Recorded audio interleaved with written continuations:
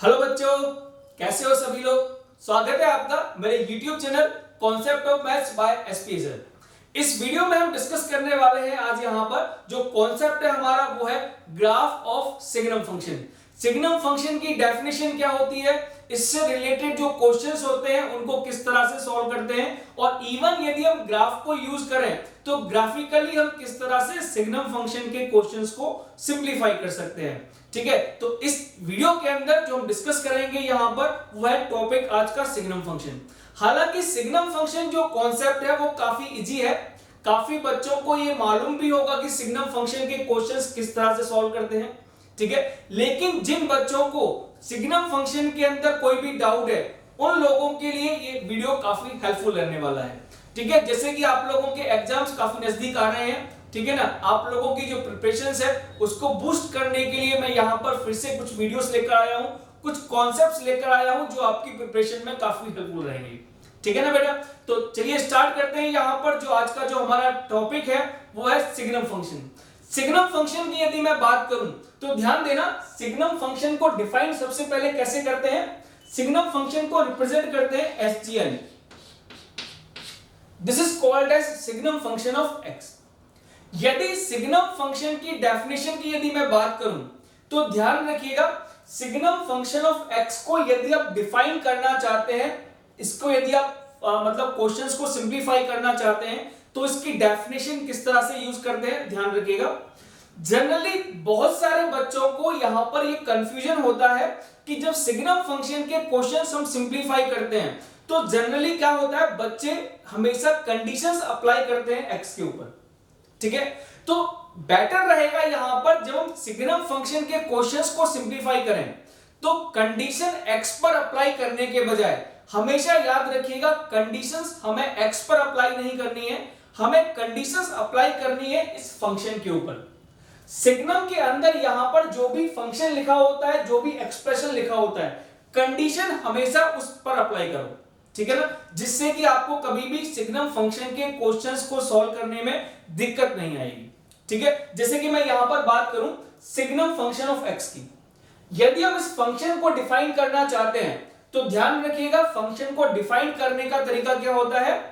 चूंकि सिग्नम के अंदर यहां पर क्या लिखा हुआ है x, इसलिए यहां पर इस फंक्शन को डिफाइन करने के लिए मैं कंडीशन किस पे अप्लाई करूंगा, x के ऊपर। ठीक है ना, कैसे अप्लाई करेंगे वो देख लीजिए। यहां पर यदि सिग्नम ऑफ x को डिफाइन करना चाहते हैं तो इसकी डेफिनेशन क्या होती है, this is equal to modulus of x divided by x if x is not equal to 0 and this value will become 0 when the value of x is equal to 0। तो यदि हम सिग्नम फंक्शन ऑफ x को define करें तो आप देखेंगे कि इस फंक्शन की जो डेफिनेशन होती है बहुत ही सिंपल डेफिनेशन होती है। This is defined as modulus of x divided by x if x is not equal to 0। This is equal to 0 if x is equal to 0।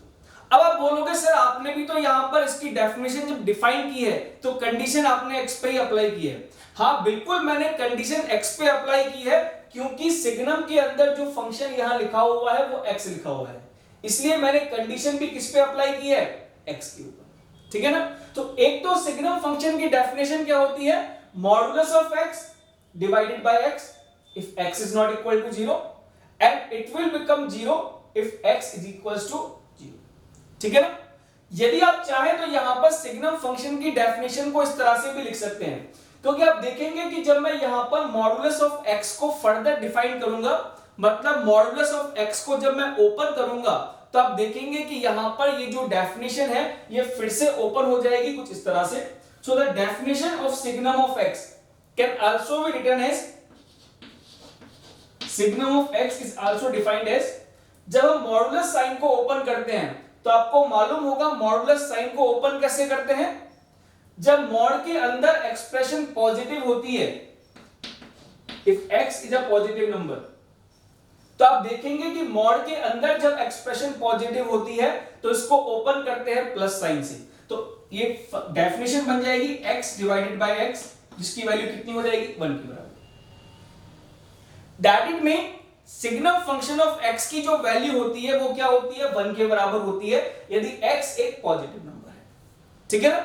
यदि x की वैल्यू 0 होती है तो आपको मालूम है इस केस में जो सिग्नम ऑफ x की डेफिनेशन मिलेगी वो क्या हो जाएगी, 0 के बराबर। और जब x की वैल्यू नेगेटिव होगी, x इज लेस देन 0, तो आप देखेंगे कि इस केस में सिग्नम ऑफ फंक्शन x की डेफिनेशन क्या मिलेगी, क्योंकि जब x नेगेटिव नंबर होता है तो आप ध्यान रखिएगा मॉडुलस के अंदर जब कभी भी वैल्यू नेगेटिव होती है तो हमेशा उस वैल्यू को पॉजिटिव बनाने के लिए हम क्या करते हैं, उसको -1 से मल्टीप्लाई कर देते हैं, जिससे कि नेगेटिव और नेगेटिव जो दोनों वैल्यूज हैं उनको मल्टीप्लाई करने पर प्रोडक्ट क्या बन जाए, पॉजिटिव। ठीक है ना? तो जब x की वैल्यू नेगेटिव होती है तो मॉडुलस ऑफ x को ओपन किससे करते हैं, माइनस साइन से, मतलब इसकी वैल्यू क्या होती है, -x।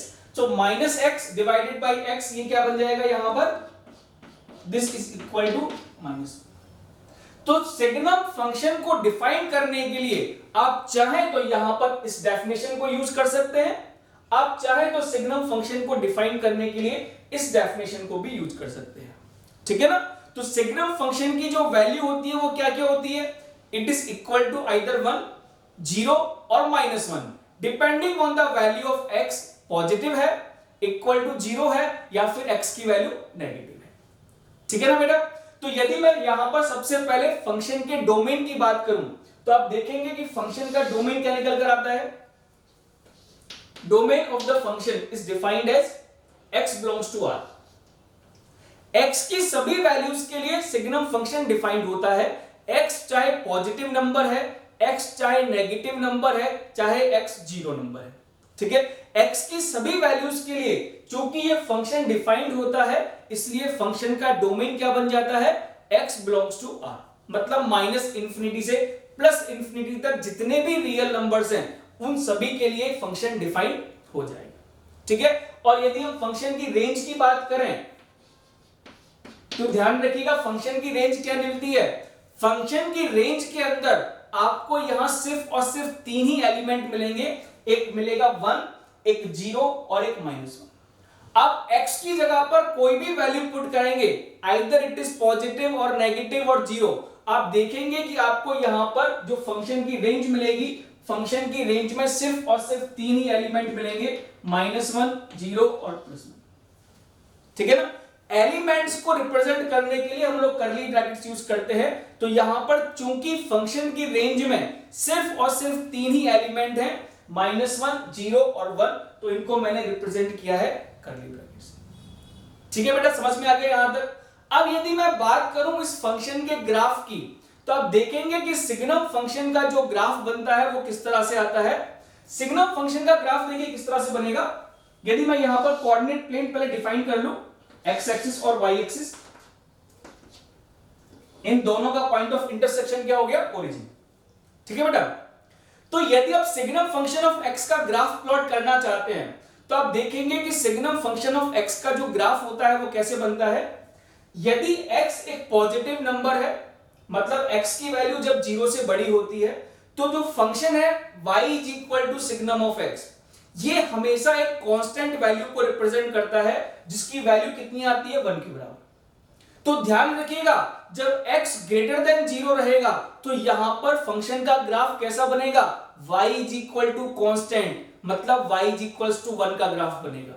और y is equal to constant का ग्राफ कैसा होता है, a line which is always parallel to x axis. तो आप देखेंगे कि यहां पर जब मैं ग्राफ को प्लॉट करूंगा y इज इक्वल टू 1, तो ये लाइन बनेगी कुछ इस तरह से, a line which is parallel to x axis.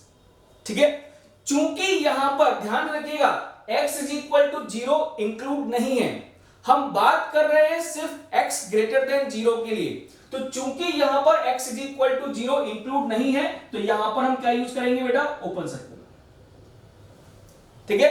This value is not included, क्योंकि जब x की वैल्यू एग्जैक्टली 0 हो जाती है तो ध्यान रखिएगा x इज इक्वल टू 0 पर फंक्शन की वैल्यू क्या मिलती है, 0 के बराबर, मतलब यहां पर आपको वैल्यू मिलेगी 0। और जब x की वैल्यू 0 से छोटी हो जाएगी, मतलब जब x लेस देन 0 होगा, तो आप देखेंगे यहां पर फिर से आपको क्या मिलेगा, सिग्नम ऑफ x की जो वैल्यू मिलेगी वो हमेशा -1 मिलेगी। मतलब यहां पर भी जो फंक्शन का ग्राफ बनेगा वो y is equal to constant की तरह मिलेगा, the graph of y is equal to -1, ठीक है ना। और अब जानते हैं कि y is equal to constant का ग्राफ कैसा होता है, a line which is parallel to x axis, इसलिए जब y इज इक्वल टू -1 का ग्राफ प्लॉट करेंगे तो ये लाइन मिलेगी जो x एक्सिस के पैरेलल रहेगी, ठीक है ना बेटा। और यहां पर ध्यान रखिएगा, अगेन सेम कॉन्सेप्ट है, क्योंकि ये वैल्यू इसमें इंक्लूड नहीं है इसलिए यहां पर ओपन सर्कल रहेगा, यहां ओपन सर्कल रहेगा और यहां पर क्लोज सर्कल मतलब डार्क सर्कल रहेगा, ठीक है ना। तो आप देख सकते हैं फंक्शन की जो रेंज है इसमें सिर्फ 3 ही एलिमेंट इंक्लूड हुए हैं, एक -1, एक 0 और एक +1, ठीक है, समझ में आ गया है। फंक्शन का जो ग्राफ होता है x लेस देन 0 पर कांस्टेंट ग्राफ होता है, x ग्रेटर देन 0 पर भी फंक्शन का ग्राफ कांस्टेंट होता है। इवन आप यहां पर यह भी चेक कर सकते हैं कि जो फंक्शन का ग्राफ है, this graph is discontinuous at x is equal to 0, ठीक है ना। सिग्नम फंक्शन जो होता है, याद रखिएगा, this function is discontinuous at x is equal to 0, ठीक है ना। और ये फंक्शन कंटीन्यूअस नहीं है तो ऑब्वियसली बात है कि फंक्शन जो होगा वो नॉन डिफरेंशिएबल भी रहेगा। क्लियर पॉइंट ये हुआ था। तो ये तो हुआ concept y is equal to signum of x यदि फंक्शन हम लोग डिफाइन करना चाहते हैं, ठीक है ना। तो सिग्नम फंक्शन का ग्राफ किस तरह से बनता है, फंक्शन को किस तरह से डिफाइन करते हैं, इसका डोमेन क्या होता है, इसका रेंज क्या होता है, ये सारा चीज हम लोगों ने यहां पर देखा।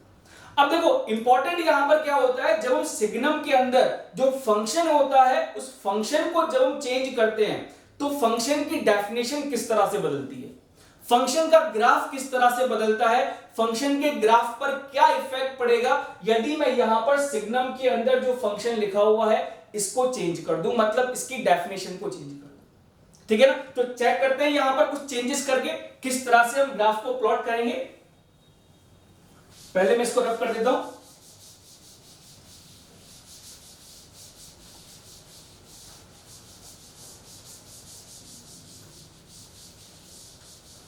तो ये चीज आपको समझ में आ गई बेटा, y is equal to signum function की यदि हम बात करें तो इस फंक्शन को किस तरह से हमने डिफाइन किया है। अब जरा मुझे समझ के बताइए, यहां पर यदि मैं डिफाइन करना चाहता हूं, फंक्शन लिखा हुआ है सिग्नम और सिग्नम के अंदर मान लो फंक्शन लिखा हुआ है x + 1,